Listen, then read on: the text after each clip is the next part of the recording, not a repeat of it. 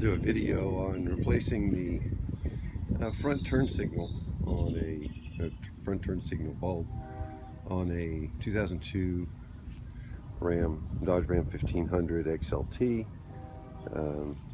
You'd think it's terribly easy. It's not hard, but it's not also very obvious. And so we're gonna go through the process.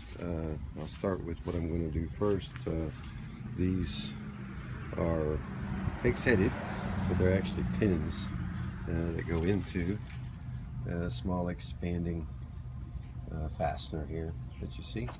So we'll take those out. There's 3 of them in this case, different ones for different model years, but different numbers.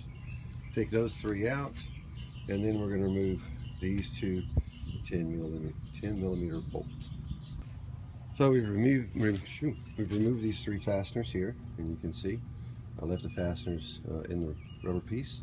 Just pulled them out of the respective holes here in the fender, and then I removed these 2 10 millimeter bolts. Now there's one more 10 millimeter bolt to get, and I'm going to show you where it is. Between the bumper and the headlight lens, if you look in there, there'll be a 10 millimeter basically right there where my fingers pointing. It's not terribly hard to get to.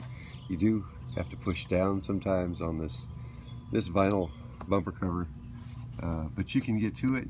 Tricky part's not dropping it and getting it back in. Luckily for me, I have small enough fingers that I can actually get my finger in there and hold that bolt into the 10 millimeter socket and extension as I pull it forward. So let me do that. Okay, so I've removed that bolt.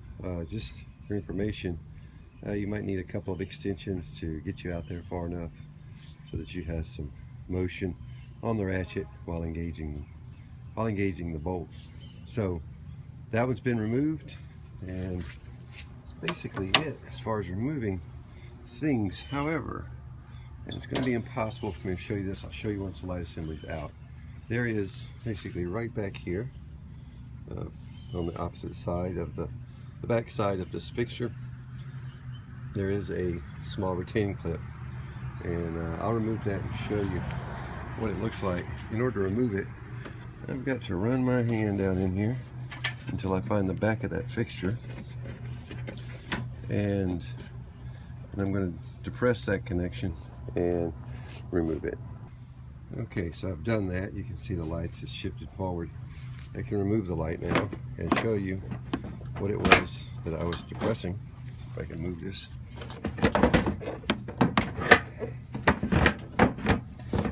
You do have to watch down here. The edge of the lens wants to hang on this vinyl bumper cover. There it is. So what it was I had to depress was I had to reach back there and I had to find this piece. And like there's also a stab alignment pin here that goes into a hole there. So if you find that, you know it's just above that. In this case, it's got little tabs that you depress, and then that will disengage. Now, if you're unable to get to that, you can simply give this a nice swift pull that will disengage this portion away from here, leaving this, hopefully, leaving this up in the truck. So that's an option as well. Now, that's all fine and dandy on the passenger side. However, over here on the driver's side, not so easy. This is all in your way of getting to that. So you have 2 choices. You can either give it a nice swift pull forward and hope it disengages correctly, it doesn't break, it's plastic, who knows.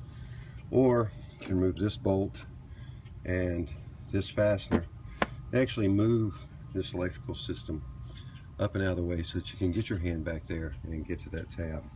It's just 1 bolt, 1 plastic fastener away from being out of the way. So I'll leave that call to you. So once it's out, the job's pretty trivial. It's a standard issue, right? So you've got, if you're going for the headlight, you can reach that from without having to remove the light assembly. But in order to get to this flasher, you pretty much have to remove the light assembly.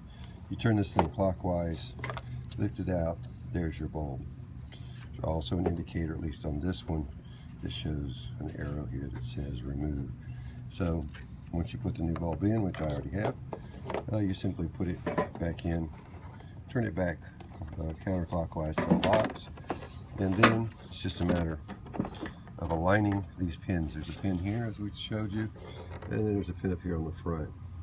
So if you align those pins into the bumper, it's got no choice but to go. So let's put it back together.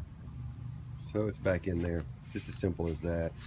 You know, it doesn't, you know, for a simple light bulb, it's a bit more than you would expect, but it's actually quite easy once you know what it is that you're going to do. Put these fasteners back in. Now then, the pins that were in there, you know, whoops, dropped it on the ground. Pins that were in there were Phillips headed little pins, but they're actually just pins. So you can simply push them down in there. They use a screwdriver so that you can disengage them, but they don't really require a screwdriver to engage them. And then the same 3 10mm bolts that you took out, it gets you going again, and you're ready. It's a really quick job. It just takes, more than anything, it takes knowing how to do it, somebody going through the effort of figuring it out for you. You gotta love YouTube for that. So we got one more to put in here. Goes up underneath there, as we showed before. Same thing, Chemco goes in like it comes out. It's a little tricky to get in, but hopefully if you have the clearance and skinny enough fingers, you can simply hold it into the socket until it engages the hole, then release it and spin it on in. So that's it, nice and easy. I need to work on these lights. The crazing on them is a little distracting. I've got a video on how to resolve crazing in lights. I might do that later. It's not my truck, helping out a friend, so we'll see. Anyway, I hope that helps. Take care. Bye-bye.